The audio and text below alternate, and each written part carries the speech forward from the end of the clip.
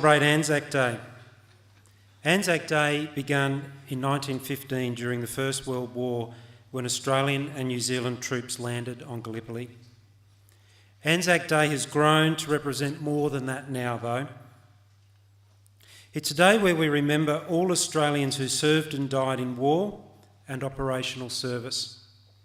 The spirit of Anzac, with its quality of courage, mateship and sacrifice, continue to have meaning and relevance for our sense of pride and national identity. Before I hand over to our school captains Casey and Alex, can I please ask you to turn all mobile devices off and please be respectful of our presenters here today, and please give them the courtesy they deserve. As it is a solemn occasion, I please ask you to remain silent during the minute's silence. You may clap the guest speakers. Casey and Alex.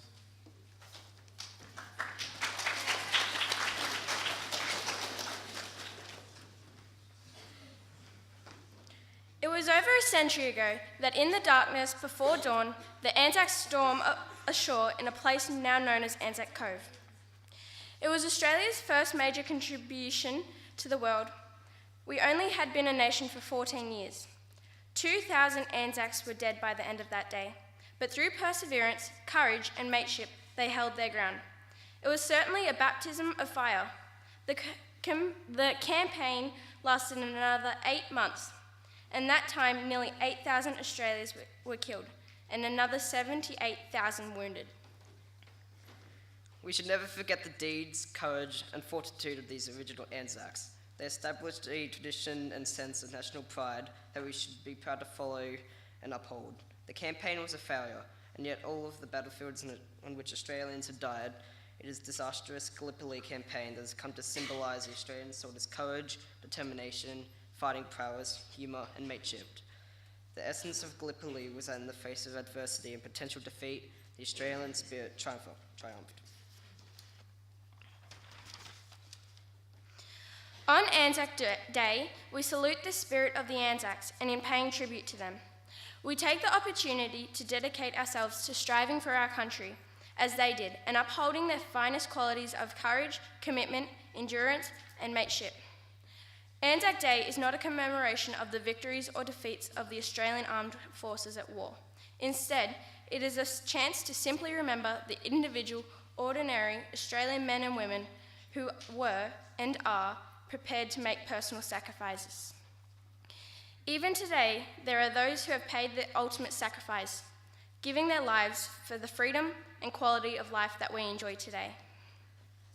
We take time today as a school and tomorrow as a nation to acknowledge all current and former members of our Defence Forces, the brave men and women who represent our country on a daily basis.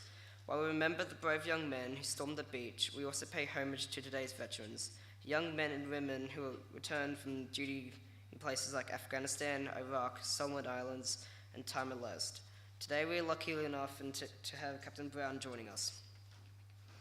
Captain Brown enlisted into the British Army in January 1995, and after completing basic training and initial trade training, was posted to Germany as a radio technician. During this posting, Captain Brown was deployed to Macedonia, Kosovo, and Bosnia-Herzegovina. After returning to the UK, he was further deployed to Afghanistan, Kuwait, and Iraq.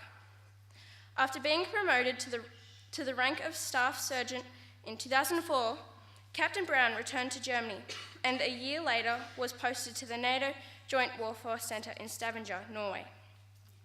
During this posting, he applied successfully to transfer to the Australian Defence Force. After completing his initial officer training at RMC, Captain Brown was allocated to the Royal Australian Army Ordnance Corps and posted to the Army School of Ordnance.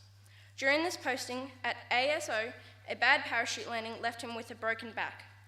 After retraining as an ammunition technical officer, he deployed to the Middle East region between June and December 2016. Captain Brown currently lives in Wodonga with his wife Catherine and 3 kids.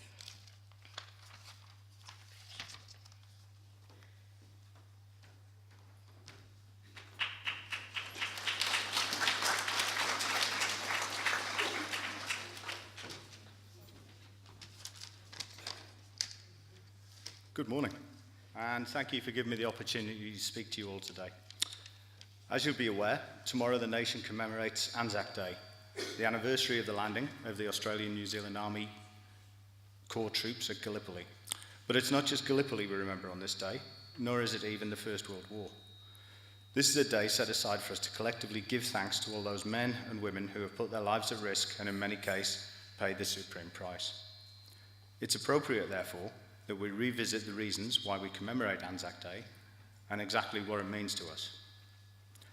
The soldiers that landed at Gallipoli and all those that served in the First World War were volunteers. They all chose to join the military in the full knowledge that they would be sent to fight and potentially die. Australia introduced conscription, which is compulsory service, in 1942, which carried on all through the Second World War, through the Korean War and the Vietnam conflict until it was abolished in December 1972. So the men and women that currently serve in the Australian military do so entirely by choice. And choice is what I'd like to speak to you about today. As teenagers transitioning from childhood to adulthood, you've begun to be presented with a large and ever-increasing amount of choices daily. Some of them are small, some are large. Some of them seem very important, and some seem very inconsequential. I don't have any answers for you, but I do have a little bit of advice. So it will come as a surprise to those of you that can see me well, that it really doesn't feel that long ago that I was at school. I wasn't a very good student. I freely admit to having all my priorities wrong from junior school to quite a few years after I left high school. What I found was that some of the easy decisions I made as a young man had consequences that reached way further than I thought possible.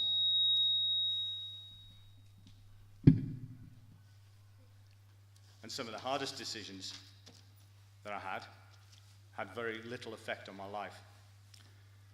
So easy decisions often seem like they don't require any thought at all. For instance, you'll think to yourself, I'm useless at maths, so I'm just going to wag it and go down to the shops and not bother about it. This is not a wise thing to do, because that's a pre-made decision wrapped up in a statement. And tricks to understand that being useless at maths is a choice that you're making. If you don't want to be useless, you've got to practice. So here's my advice. Define your success in terms that matter to you, what you want to do, and then make all your decisions with that success in mind. So perhaps you'll decide that you'd like to be a doctor, or a lawyer, or a veterinarian. First, you'll need to research what qualifications you'll need, and then you'll need to select what subjects you'll need to complete at Year 12 to enable you to get to uni. Then you need to get your head in the books and make your definition of success a reality. So if you need to pass an exam at university, the decision to not go out partying the night before is quite easy to make, provided you're focused on your goal. If, however, you make all your decisions based on instant gratification without a goal in mind, or allow others to make decisions for you, you're going to lose control of your life. The responsibility of that still lies with you. So be aware of the consequences of your decisions. The men and women that chose to serve in the defence of Australia do so knowing that they may be called upon to put themselves in harm's way. Some look forward to testing themselves, some fear it. But they're all aware that when the time comes, Australia will expect them to honour their contract, and they stand ready to do just that. Anzac Day is not a day for honouring war, for war is not something to be honoured. War is something that's used as a last resort when diplomacy has failed, and it's used by a nation to safeguard its sovereignty. We do, however, on Anzac Day, honour the people of Australia who have undertaken warfare to protect the sovereignty, no matter how distasteful it might have been to them personally, and in spite of the risk of them losing their lives. Thanks for listening.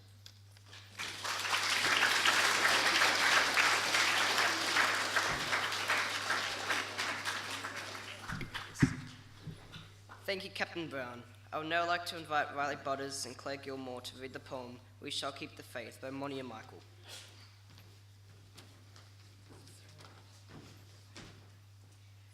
American schoolteacher Monia Michael wrote this poem after reading John McCrae's poem In Flanders Fields. Monia is also responsible for the idea of using a poppy, such as so many of us are wearing today, as a symbol of remembrance. Oh, you who sleep in Flanders fields, Sweet, sleep sweet, to rise anew. We caught the torch you threw, and holding high, we keep the faith with all who died. We cherish to the poppy red that grows on fields where valor led. It seems to signal to the skies that blood of heroes never dies, but lends of lustre to the red of the flower that blooms above the dead in Flanders fields. And now the torch and poppy red we wear in honour of our dead. Fear not that ye have died for naught, we'll teach the lessons that ye wrought in Flanders fields. The choir will now sing Amazing Grace.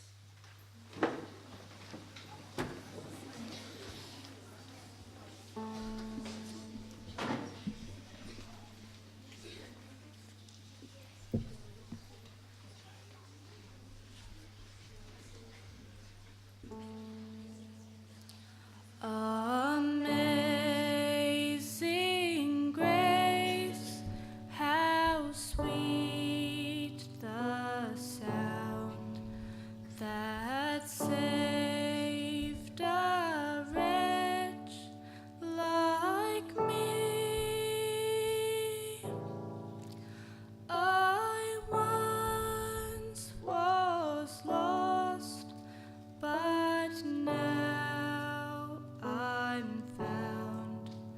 Was blind, but now I see. 'Twas grace that taught my heart to fear, and grace my fears relieved. How precious did that grace appear, the hour I first believed. Through many dangers, toils, and snares, I have already come. 'Tis grace that brought me safe thus far, and grace will lead us home. When we've been there 10,000 years, bright shining as the sun, we've no less days to sing God's praise than when we first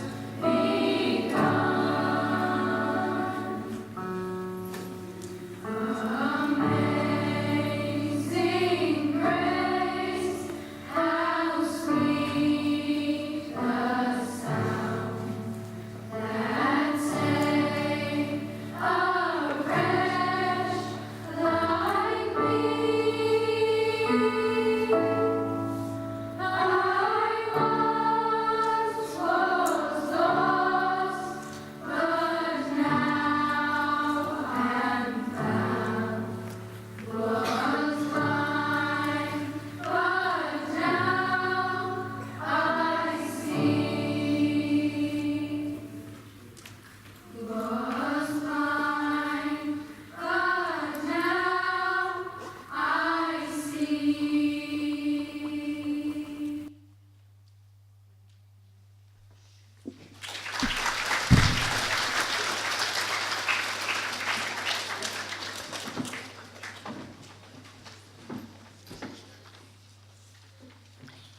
Thank you, choir.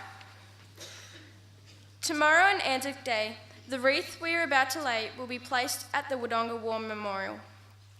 After the laying of the wreath today, Gemma Bennett will recite the ode, and then we will observe the traditional last post. The last post is a final farewell, and it symbolises that the duty of the dead is over and that they can now rest in peace. This will be followed by 1 minute of silence. Please show your respect by remaining silent to the vows players. The vows symbolises the awakening of a better world. Please stand. Ava Playden and Tess Spry will now lay down the wreath.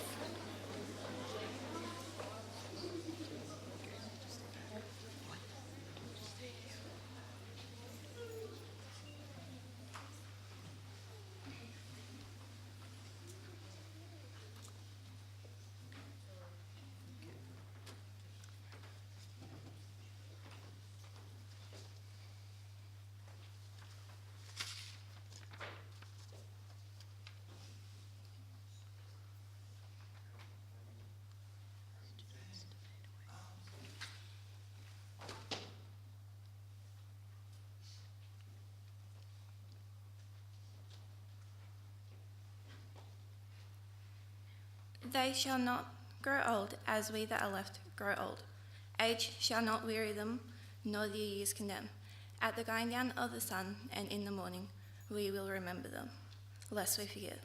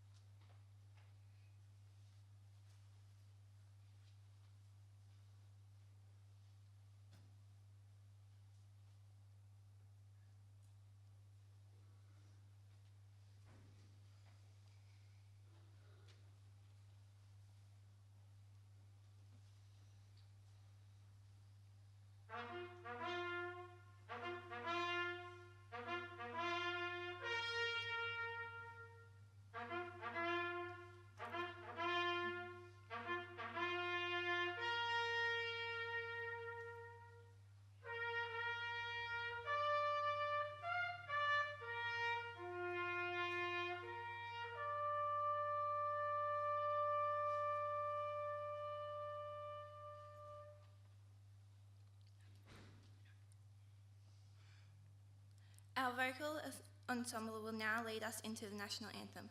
Please sing along.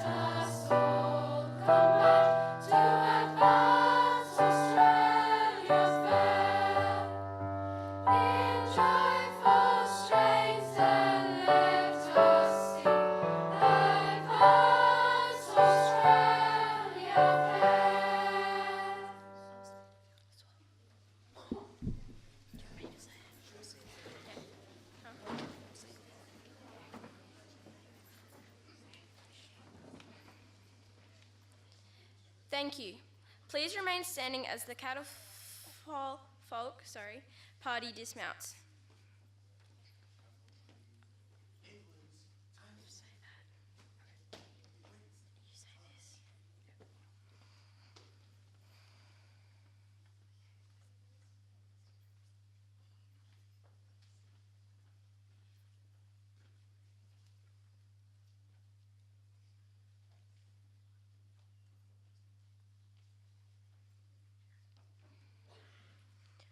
You may be seated.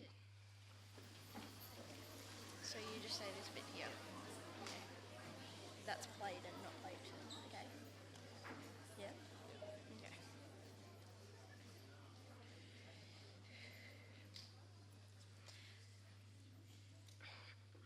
Today we have thought about the values that have shaped our country for the last 118 years. We hope that we will continue to make the Anzacs proud in the choice we make every day.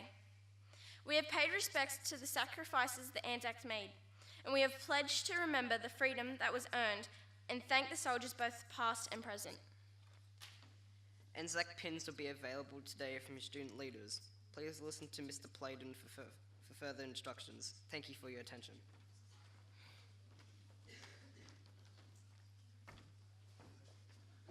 Thank you, leaders. We've heard some important messages today, and the important thing that I think all of us carry away with from Anzac Days and Remembrances Days is how we move forward as Australians and how we treat each other and how we honour the sacrifice that has gone before us and how we live and treat each other from day to day and treat ourselves.